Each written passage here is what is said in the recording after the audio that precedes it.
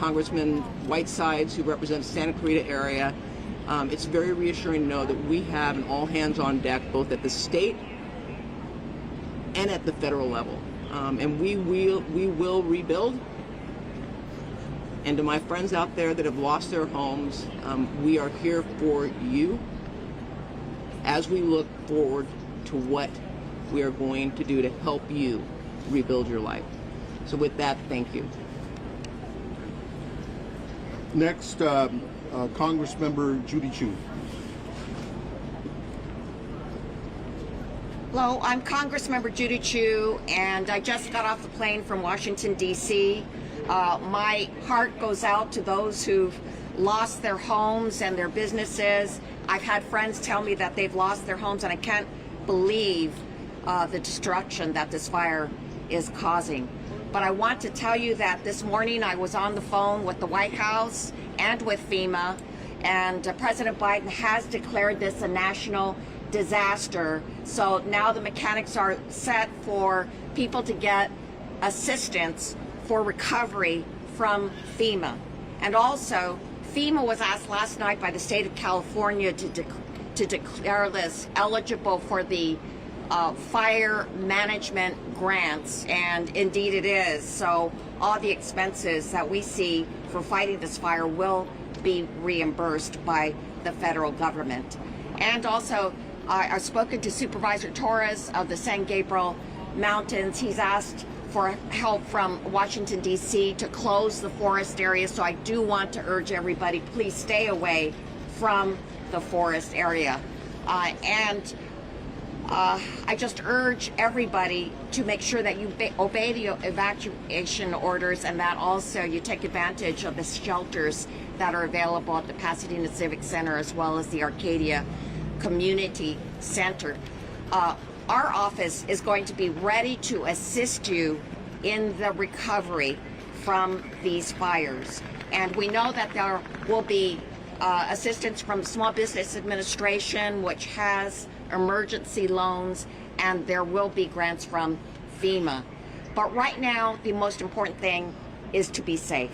So that's why I say to everybody, please stay out of these areas. Please make sure you obey the evacuation orders, and please stay safe.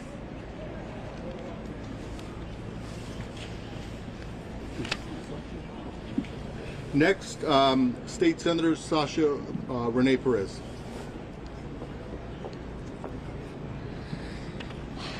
Good evening, everyone. I think this is a really difficult moment for many of us in the community, especially for those of us that have grown up in the San Gabriel Valley and who have come to know and love this community. As the supervisor said, we're receiving many calls from friends and community members letting us know that they've lost their homes, they've lost their businesses. This is a really devastating time. We just toured the site and there are still fires burning, and I want to emphasize to people, if you are told to evacuate, please evacuate. Please take these warnings seriously. I have family members that have evacuated, they have left their homes. I understand how difficult of a decision this is, but this is about safety, and safety first. We want to make sure that you all are taken care of, that you're taking care of your families. This is what is most important right now. It is incredibly dangerous for individuals to be up there during the time when there's fires like this. This is a very, very dangerous time, so please evacuate, get somewhere safe, make sure that your family is safe. Also, if you receive an evacuation warning, please make sure, if you have elderly neighbors, pick up the phone and let them know. We've seen a lot of senior citizens just here at the senior center that have been evacuated, and someone taking a moment to knock on the door and make sure that they were informed so that they're getting out of their home is so critical and makes such a difference. We know right now that there's a lot of folks that are struggling to have cell service when they're up in the foothills right now. We know power lines are down. and these fires are continuing to rage on. So, the state's doing everything that it can right now to make sure that we're allocating resources. We're moving firefighters from Northern California, from Central California to come here to fight this fire. There's firefighters coming from out of state. And so resources are coming. We're going to get this thing contained, but it is going to take time. And so make sure that you're staying away, letting our public safety officers do what they need to do so that we can get this contained. Thank you. Next, Assemblymember John Harabedian. Thank you, Mayor Gordo. For anyone who is a believer of any faith, please, we need your prayers. We need your thoughts of healing and anything that you can do to help our community. Many of our neighbors, our loved ones, and members throughout our community lost their lives today. And we are with you. We see you, we feel you, and we are going to help you get through this.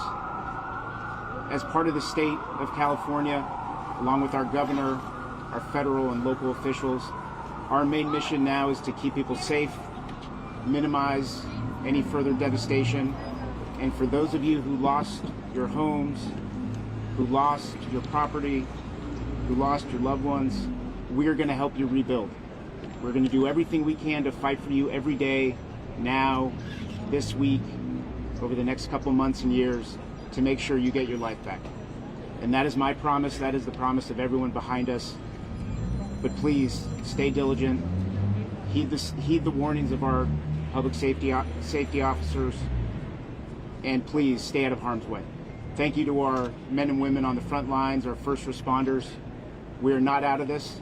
It is all hands on deck, and it's going to be a long couple nights still. So thank you to everyone who's helping these efforts, and please pray for us. Next, Superintendent of the Pasadena Unified School District, Dr. Blanco. Good evening, and I want to echo the sentiments that our heart goes out to all of our families, our staff, our employees who have suffered losses during this devastating event. Behind me, you see the power of us, the city, the mayor, the city manager, our leader from the PCC, all came around the school district to help us provide for our families and our students. I saw many of my families here today who have lost their homes along with their staff. Thank you for being here with them, and thank you for supporting them. Our schools are going to remain closed for the rest of the week. We are continuing to assess the damages at our school. Our maintenance and operation team, along with our police department, the sheriffs, and our fire department, have been assessing our buildings. Our preliminary assessment results show that the fire has substantially damaged 5 campuses. While most of them are in good condition, we have confirmed these 5 campuses in Altadena. Elliott's Arts Magnet School is damaged. Franklin Elementary, which was closed in 2020, has damage of about 80%. 3 campuses that house other schools have sustained damages: Edison, Loma Alta, and Noyes. Please note this information is preliminary. The fire is not contained, and some of our schools still remain in the path of the fire. We're working together with our city partners to do everything we can to preserve our schools. Our next steps are recovery. We're planning for recovery as we respond to the emergency, as we know our families are dependent on us. Public education is the bedrock of democracy. We learned that in COVID, and we will be here to help our families and our staff get through what is happening in our city. Thank you. We're deeply grateful for everything that you all have done to help and support us. Next, President of Pasadena City College, Dr. Jose Gomez. Hi, I'm Jose A. Gomez, Jose A. Gomez, Gomez. Over the last 24 hours, our hearts have been broken by what has transpired. We have lost our peace. Although Pasadena City College has sustained minor damage, our hearts and our prayers and our thoughts are with our greater community. We are so grateful at Pasadena City College for the incredible leadership that the city of Pasadena and all of our legislators and all of our elected officials have provided, not just to our college, but also to our community. The campus will be closed and we will not be having classes until next Monday. We will resume a regular schedule and classes on Monday, if possible. Of course, it's a very fluid situation. But more importantly than that, we have activated much of our campus community in support of our partners and our greater Pasadena San Gabriel Valley family. Our emergency management response team has been deployed here to the convention center to help the city.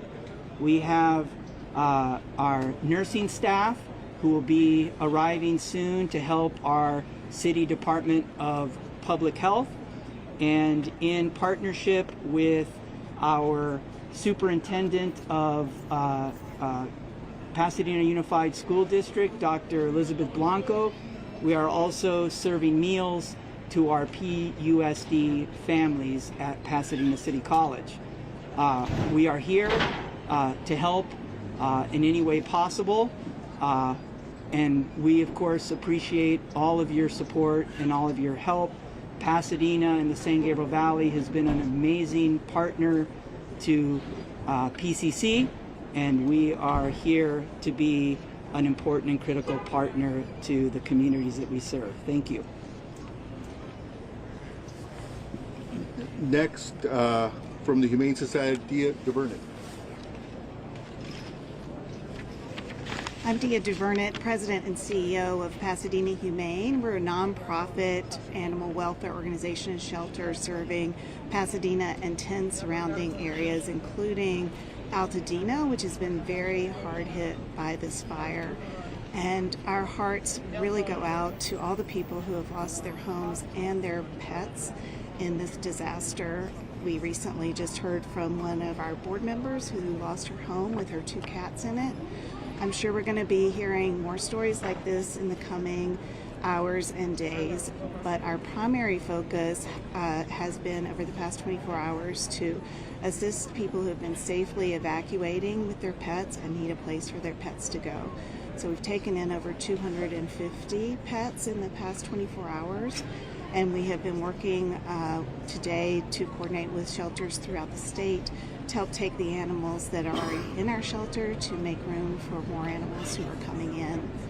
I want to really thank everyone who has offered assistance, including the shelters around the state and people who we see in our community who are rescuing neighbors' pets and bringing them to us. It really has been heartwarming to see even our staff members who have been evacuated and are losing their homes coming to the shelter to shelter with their pets and take care of other people's pets. It's going to take a real community effort to recover from this. We've had lots of inquiries from people wanting to help. We're taking names of those who would be interested in fostering animals as we get more animals in. Right now, our primary need is monetary donations so that we can provide emergency services to pets that have been impacted by the fires. We are also providing food and other pet supplies if anyone is in need. And we really encourage you, if you are evacuating, please make sure your pet has identification. Take pet supplies with you. And if possible, please try to stay with family or friends who can accommodate you and your pet, as the shelters are really becoming quite stressed in this situation. And I want to give a few concrete resources because they have been rapidly evolving. For those in the foothill areas who have horses in need of shelter, right now the Fairplex in Pomona is taking them, the Industry Hills Equestrian Center, and soon LA County will be opening the Antelope Valley Fairgrounds. We've heard that the LA Equestrian Center, where horses have been kept, is currently being evacuated. We have recently started to see the first injured animals coming in. We've had a cat and some wildlife coming in. If you do find injured wildlife, we'd like you to call our wildlife helpline at 626-344-1129. We're very thankful to our skilled veterinarians who are providing care to these animals, and we'll continue to provide care around the clock to animals in need in our community. Thank you.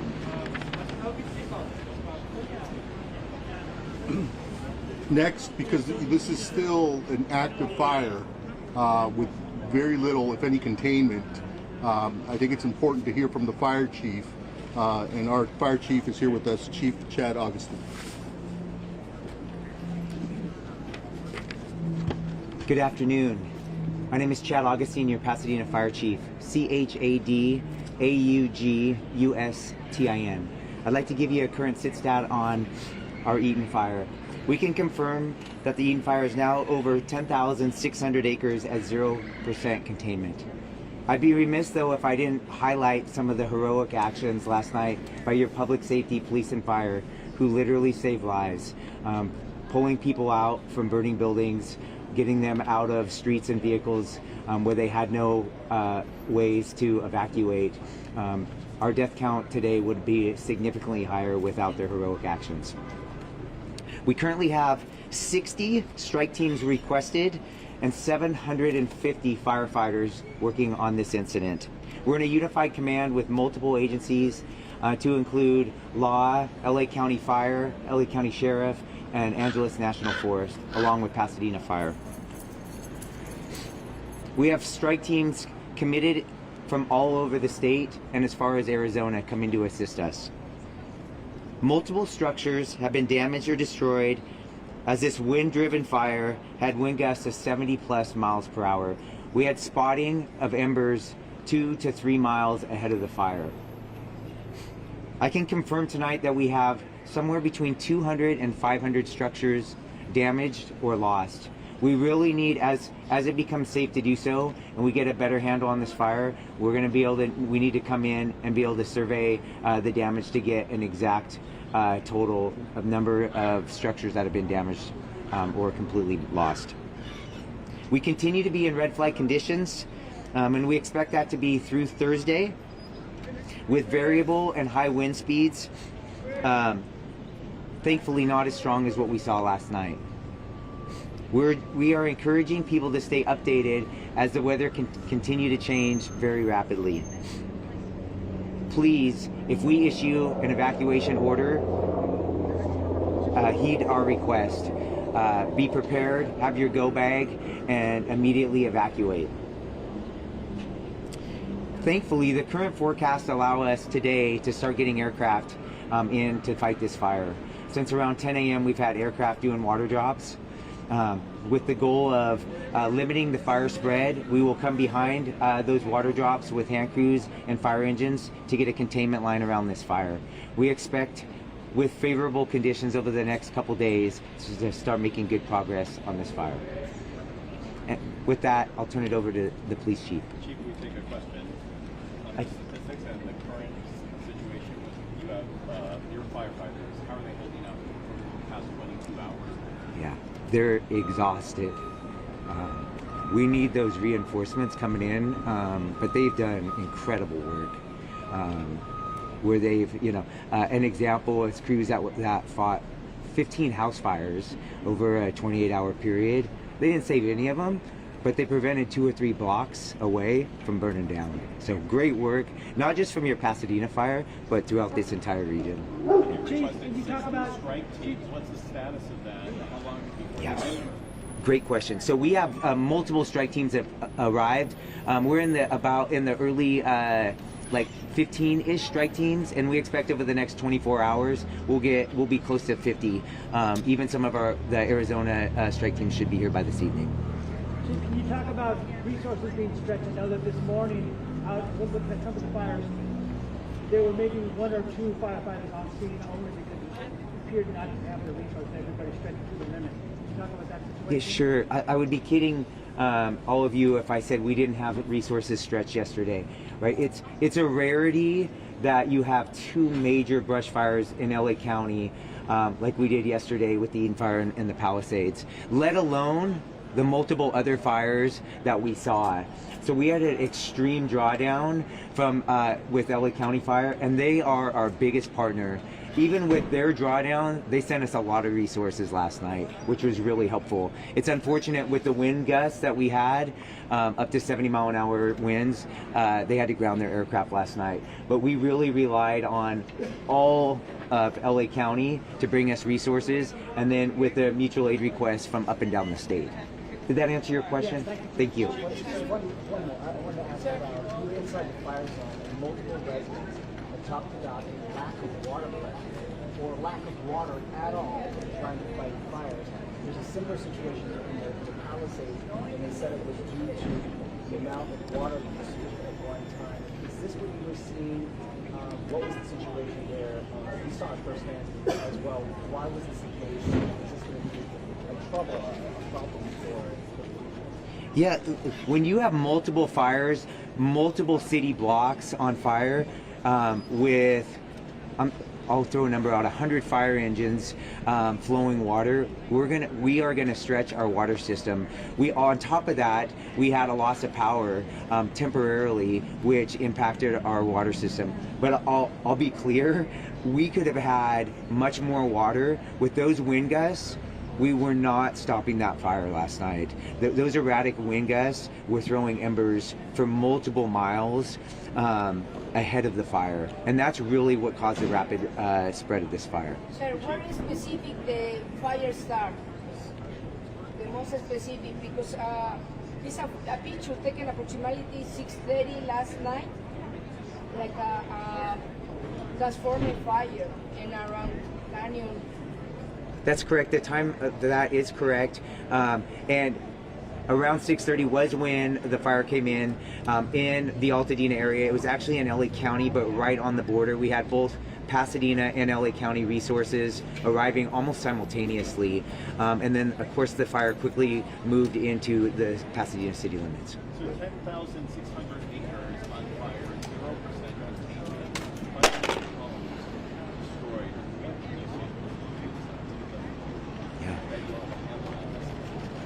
Yeah, what gives me hope is when I look at the trees and bushes around here. Last night was incredible, right? It was like something that most of you have probably never seen. Tonight we have very mild wind conditions where we can get aircraft and a ton of additional resources getting their hands around this fire. That's what gives me confidence that we're going to get a handle on this fire. Chief, can you talk about the cause of the fire? Why don't we bring the police chief up, and then then you can ask questions of Can I both just chiefs. finish just one question?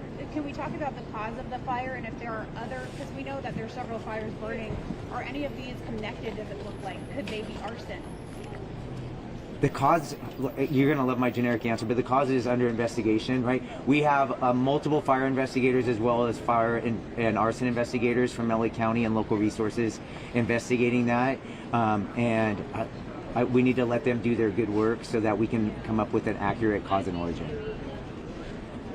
We'll ask the chief to stay here for more questions, but in the meantime, because this also involves a public safety situation and neighborhoods that have been evacuated and homes, the message I want to reiterate is don't even think about it. Don't think about coming to loot any of these properties in Pasadena or Altadena, because the Pasadena Police Department, as well as the LA County Sheriff and resources from the state of California, will be out there patrolling and protecting these neighborhoods. With that, I'll turn it over to our police chief, Eugene Harris, to provide you more facts and details. My name is Gene Harris. I am the police chief for the city of Pasadena. Gene is Gene. Last name is Harris, Harris. Last night at the beginning of this incident, first responders from the city of Pasadena responded to the area of this event primarily on a safety mission. But when they got there, they rapidly found an escalating fire that was growing rapidly with the wind gusts, and it turned into a rescue evacuation scenario. Those first responders acted heroically by going in and either evacuating or rescuing numerous folks that are now housed in this building behind me. It was nothing short of heroic, and as they got there, it rapidly turned into that type of mission. So we had people from our police department, our fire department, certainly reached out into our Area C partners, local, state, and county folks that came to assist. And it took all night to get folks rescued or evacuated from their homes, and that effort was robust in that end. We also reached out beyond our county into other counties. We had some other agencies roll assets to us that could help us solve this problem, and they are still on scene at our command post as we speak. As you heard said, this is an active scenario from a law enforcement perspective. You've heard all of the fire circumstances and issues. I'm going to talk a little bit about what we in law enforcement are doing in this incident. As I said, it started out as a evacuation and rescue mission. It is now going to transition for law enforcement into a protection and community safety mission. And we will be staunch in protecting the community and protecting the homes of those folks who've had to be evacuated. We will have numerous folks in and around the area. Upwards of 150 officers at any one time in and around the city handling all of our regular patrol efforts, but certainly focusing on making sure that the homes and the property around the burn area is secure. We will be staunch in that effort. If you have, and this is a message to the community, if you have a righteous reason to be there, declare that reason to law enforcement personnel and we'll assist you. If you don't have a righteous or legal reason to be there, expect to be challenged and we will deal with you accordingly. The idea here is we want to make sure that we protect the people in this community, we protect the sanctity of these people's homes, and we will do that without fail. As you heard the mayor say, don't come here if that is the mission, if that's what you plan to do. You will run into somebody in one of these uniforms, and we will take care of that situation. So ensure that we are going to be staunch and very stern about the way that we're conducting this protection mission. I want to end it by simply saying the first responders in this city are second to none. Those partners that responded to help us really stood up, and you've got some really good elements that came out here to support this community and make it safe. So we will have ongoing and sustained operations. There will not be any lessening of operational capability for emergency services. We might find that some of the regular services will be out. We've put some information out on that for social media and on the media to make sure that people understand that we may not have the counters open and some of those things for regular services, but all emergency services will be dealt with without any lessening of services or impact. So with that, I'll turn it back over to the mayor. Now we can open it up to questions from any of our speakers that you may have. I can do Spanish now, or we can do one-on-one. Mayor, we asked the chief about the looting situation. Those instances of looting, did that happen? Did Eaton Fire? What was the situation here that makes you speak so forcefully about any activities that might happen? Well, the forceful nature of my delivery is really designed to impact what our caring is for this community. It's a community caring mission. We haven't had any incidents of looting, and we don't want any. And so the message is, don't come here if that's what you plan to do. You're going to run into one of us, and we're going to be staunch in that effort. So we haven't had anything yet, but we're trying to expect the unexpected and get in front of these types of things.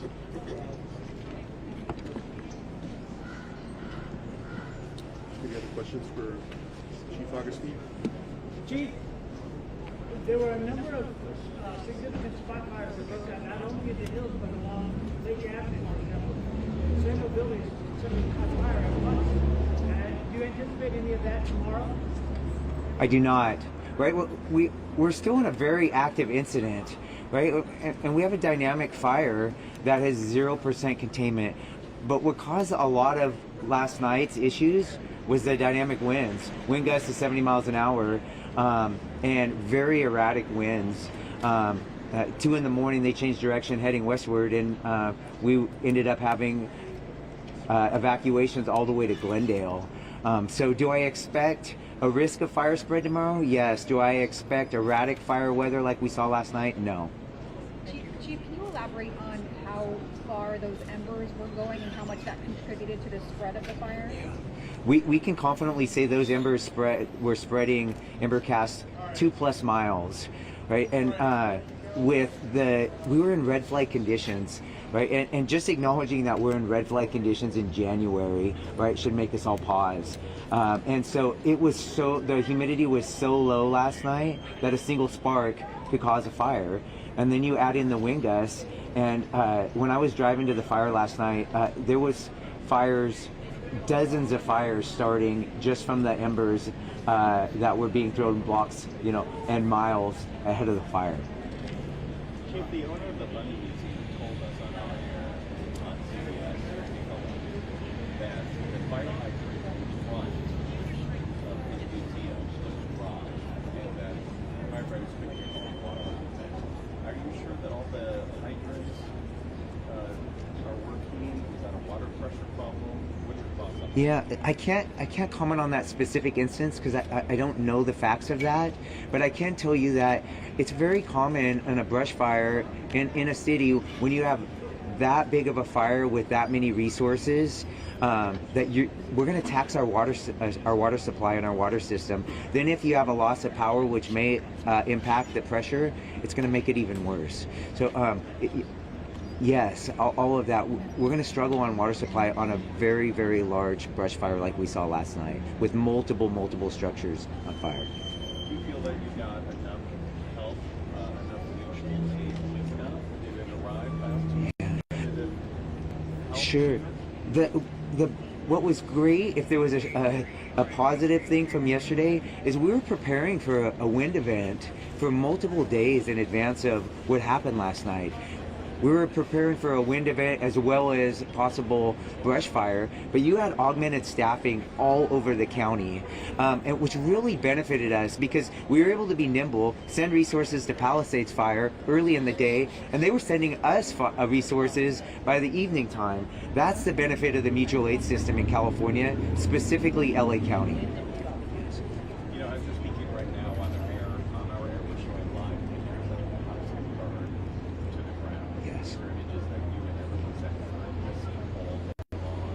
What do you say to what's happening? We grieve for them, right? We are incredibly sorry that they have a loss of, for many of them, everything they own, right? And it's tough as your fire chief. That's my responsibility.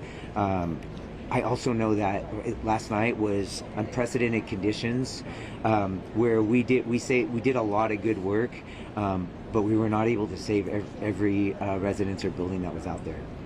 Mayor Gordo, on that same note, how surreal is it being inside this convention center many times before we have different events, but to see it being utilized in this way, more than 1,000 people are now using this, looking forward what are some of the biggest needs that you think of the days to come that you'll be here for the folks that are evacuated? Well, first and foremost, it's very sad to see families dislodged, particularly families that have lost their home, and as the chief says, have lost everything. I think one of the biggest challenges is going to be to transition people who have lost their home into permanent housing.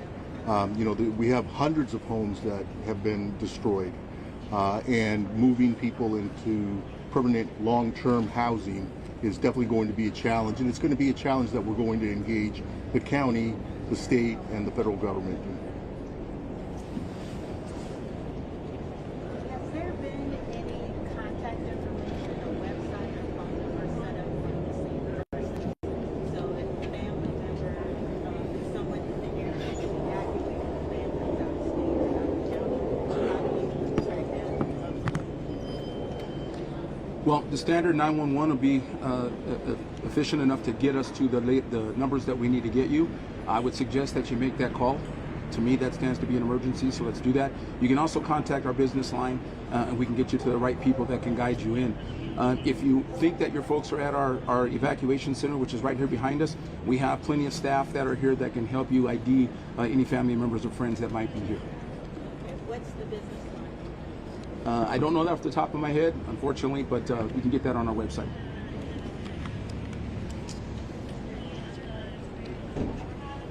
Okay, this again, to all affected residents, know that your city, your county, and other resources are there to help. If you need assistance, please reach out to us.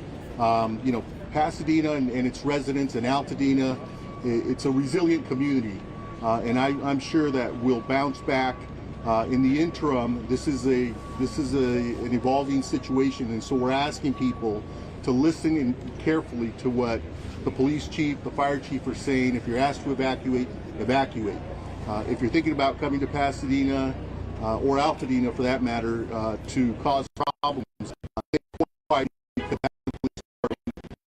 the LA County Sheriffs will be there to get you, and you will be arrested if you're engaging in conduct that you should not be engaging in. With that, that will complete our, unless there are other questions. Thank you.